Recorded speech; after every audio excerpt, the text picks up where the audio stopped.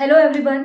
हाल ही में मैंने विरूपक्षा नाम की एक साउथ इंडियन मूवी एक्सप्लेन की थी एंड अकॉर्डिंग टू मी ये अब तक की सबसे ज्यादा full of suspense and thrill से भरी हुई मूवी है। अगर आप मुझे रॉन्ग प्रूव करना चाहते हैं तो प्लीज ये मूवी देख लीजिए, एटलीस्ट इसी बहाने ही मूवी देख लीजिए। 2020 तो सभी को याद होगा क्योंकि वो ईयर एक रोलर कोस्टर की तरह था जिसमें सारे स्पाइसेस का एक अच्छा सा तड़का मारा हुआ था। पाताल लोक, पंचायत, आर्या, असुरा, बेताला, स्कैम 1992 जैसी फुल मसालेदार, हमें रुलाने वाली, हंसाने वाली, सस्पेंस में डालने वाली, कई जगह डराने वाली और अपनी हल्की फुल्की कॉमेडी से हमारे होठों पे हंसी लाने वाली वेब सीरीज रिलीज हुई थी। इन सब में असुर एक ऐसी कहानी थी जो किसी इंटरनेशनल शो से कम नहीं थी। शुरुआत में तो पहले सबने इसे इग्नोर किया, लेकिन फिर इसकी कहानी सबकी जुबान पे ऐसी चढ़ी कि अब सभी इसके सेकेंड सीजन का इंतजार कर रहे हैं। 1 जून से असुर के सेकेंड सीजन की स्ट्रीमिंग जियो सिनेमा पे फ्री ऑफ कॉस्ट होने वाली है। इसके सब्सक्रिप्शन के लिए हमें किसी शेयरिंग मेंबर को ढूंढना पड़े, इससे पहले इसके फ्री ऑफ कॉस्ट वाले स्ट्रीमिंग का मजा जरूर लेना।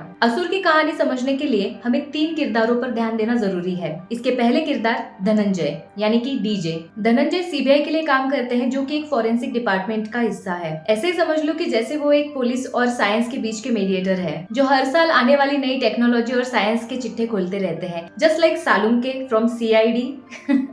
ओके, अब जब ये सोसाइटी के लिए इतना इम्पोर्टेंट काम कर ही रहे हैं तो इनके कनेक्शंस के साथ साथ इनका ईगो भी इतना ही बड़ा दिखाया गया है। इनकी सूझबूझ और इनका टैलेंट किसी भी कानून को नहीं मानते हैं और ये अपने ही तरीके से लोगों को पनिशमेंट करना जरूरी समझते हैं या फिर उसमें इसे मजा आता है। अब कहानी के आते हैं सेकेंड कैरेक्टर जो कि है निखिल नायक। निखिल नायक ये एक सीबीआई के फॉर्मर एम्प्लॉयर थे जो कि धनंजय के किसी जमाने में स्टूडेंट हुआ करते थे, लेकिन फिलहाल वो अमेरिका में शिफ्ट हो चुके हैं और अपने सर्वाइवल और अपनी फैमिली को फीड करने के लिए वो वहाँ पे एक छोटी मोटी जॉब कर रहे हैं। उन्हें सीबीआई छोड़ने का अफसोस तो हमेशा ही रहता है, लेकिन डेड बॉडीज देखने से अच्छा फैमिली के साथ क्वालिटी टाइम स्पेंड करना उन्हें ज्यादा पसंद आ रहा है। बात करें इसके कैरेक्टर की तो ये एक बड़ा ही रैशनल बंदा दिखाया गया है जिसे गलत चीजें पसंद नहीं है, जिसे सभी को हमेशा एक मौका देना पसंद है, चाहे फिर वो इंसान गलत हो या सही हो या फिर कोई क्रिमिनल हो या मर्डरर हो। कहानी का तीसरा कैरेक्टर यानी कि शुभ, ये एक छोटा बच्चा दिखाया गया है जिसको उसकी फैमिली असुर के नाम से बुलाती थी क्योंकि ये बाकी बच्चों से बहुत अलग था। ये अलग से बिहेव करता था, अलग से सोचता था और इसकी एक्शंस भी हमेशा ऐसी होती थी कि जिन्हें देख के हमें हमेशा हैरानी होगी, जैसे कि एक ही बार में पूरी किताब पढ़ लेना या खुद को भगवान के समान मानना, हमेशा उनके बराबर खड़े रहना, जैसे कि उसमें और भगवान में कोई अंतर है ही नहीं। उसकी ये हरकतें उसे सोसाइटी और उसकी फैमिली से हमेशा दूर ले जाती गई। उसके पिता भी उसे काफी पसंद नहीं करते थे। शायद इसी मेंटल स्ट्रेस और लोनलीनेस की वजह से उसे ऑटिज्म नाम की एक बीमारी हो जाती है। ये तीनों कैरेक्टर्स की लाइफ उस पॉइंट पे कनेक्ट होती है जब शहर में अजीबोगरीब तरीकों से मर्डर्स होने लगते हैं। सारे विक्टिम्स के राइट हैंड के इंडेक्स फिंगर्स काट दिए जाते थे और उनके पास हमेशा एक अजीब सा मास्क मिलता था जो इस कहानी के दर्शक यानी कि असुर को रिप्रेजेंट करता है। इस मर्डर सीरीज की पहली शिकार कोई और नहीं बल्कि धनंजय की वाइफ ही होती है। इसीलिए धनंजय को इस केस से हटा दिया जाता है और निखिल को वापस अमेरिका से यहाँ बुलाया जाता है ताकि वो इन मर्डर्स के पीछे छिपे कातिल को पकड़ सके। कहानी में ट्विस्ट तब आता है जब चेला ही अपने गुरु के खिलाफ हो जाता है और अपने गुरु को सलाखों के पीछे भेज देता है, लेकिन कुछ समय बाद निखिल को अपने किए पे पछतावा होता है क्योंकि एक दिन उसका सामना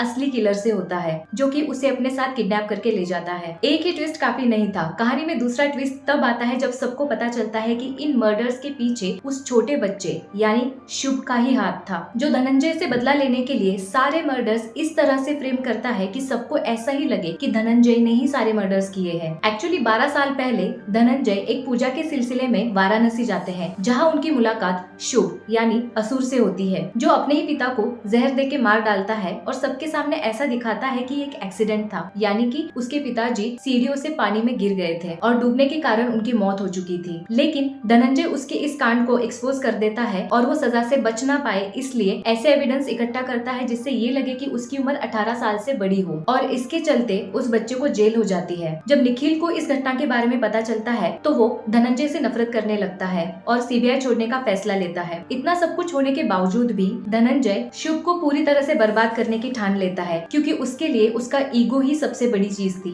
और यहाँ पे इस सीरीज की स्टोरी लाइन का टेबल टर्न होता है और सवाल ये आता है कि असुर क्या एक कैरेक्टर है या किसी की फितरत है, क्योंकि असल में इन सारे मर्डर्स की शुरुआत धनंजय की वजह से होती है। उसी ने सबूतों के साथ छेड़छाड़ की थी जिसने एक मेंटली डिस्टर्ब लड़के को सुधरने का मौका देने की जगह उसे एक नर्क की आग में ढकेल दिया था। इसलिए सिर्फ शुभ ही नहीं बल्कि धनंजय भी सजा का उतना ही हकदार था असुरों जैसे काम करने के लिए, जो अपनी पावर और पहचान का गलत इस्तेमाल करके लोगों की जिंदगी के साथ खेल के उन्हें ऐसे रास्ते पे ढकेल देता है जहाँ से वो वापस ही ना आ सके। अगर आप लोगों ने गौर किया होगा तो ये सारी बातें कर्मा, धर्मा, इन सभी चीजों पे बेस्ड है और यही पे इस कहानी का एक माइथोलॉजिकल पॉइंट ऑफ व्यू भी दिखाया जाता है। और यही चीजें एक सवाल का जवाब देती है कि शुभ ने सारे मर्डर्स क्यों किए थे। तो अगर हम माइथोलॉजी में या फिर हमारे ग्रंथों में झांक कर देखें तो ऐसा कहा गया है कि कलयुग में एक समय ऐसा आएगा जब सारे लोग, सारे अच्छे लोग भी भ्रष्ट हो जाएंगे और एक दूसरे के खून के प्यासे हो जाएंगे। और बस इसी थॉट को प्रेजेंट करने के लिए शुभ हर इंसान में छुपी हुई डार्क साइड को सामने लाना चाहता था, जिसका सीधा कनेक्शन सीरीज की एंड में हुई 3 किडनैपिंग से किया जाता है, जहाँ तीनों को जिंदा रहने के लिए एक दूसरे को मारना बहुत जरूरी था। यहीं पे सभी व्यूअर्स के मन में एक सवाल जरूर होगा, इस कलयुग के धर्म युद्ध में किसकी जीत होगी? क्या शुभ सच में सही है या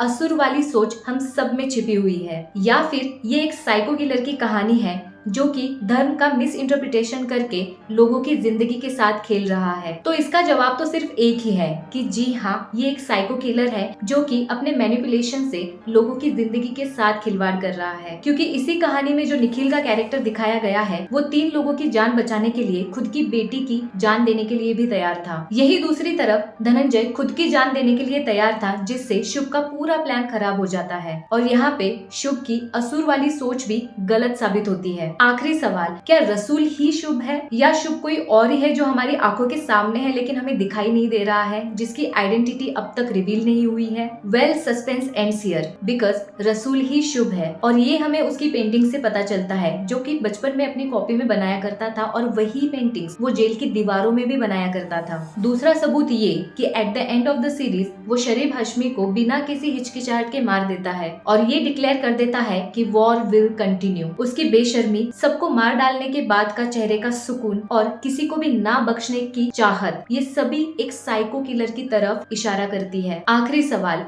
क्या डीजे यानी कि धनंजय और शुभ का कोई कनेक्शन है? क्योंकि सीरीज के एंड में दोनों के बीच एक छोटा सा आई कांटेक्ट होता है और वही आई कांटेक्ट हम सभी व्यूअर्स को एक सस्पेंस में छोड़ देता है। वेल, ये गेस कितना सही है या फिर कितना गलत है ये तो आने वाले समय में ही पता चलेगा। डीजे और शुभ अलग अलग एस्पेक्ट से असुर की झलक तो रखते ही है, लेकिन उन दोनों की सोच बिल्कुल भी अलग है। जैसे कि एक मयान में 2 तलवारें, इसकी एंडिंग सीजन 2 की तरफ इशारा करती है, जिसकी स्ट्रीमिंग जल्द ही जियो सिनेमा में फ्री ऑफ कॉस्ट होने वाली है। वेल, जल्दी ही ये 2 तलवारें टकराने वाली है और इसमें शायद सर कटेगा निखिल का। प्लीज लेट मी नो इसका रिव्यू आपको कैसा लगा। इसकी कहानी ही इतनी इंटरेस्टिंग है तो इसका एक्सप्लेनेशन कितना इंटरेस्टिंग होगा। अगर आप इसके सीजन 1 का पूरा एक्सप्लेनेशन देखना चाहते हो तो प्रतीक्षा नागर चैनल पे ये अवेलेबल है। So please go, hurry up and enjoy it. Till then bye.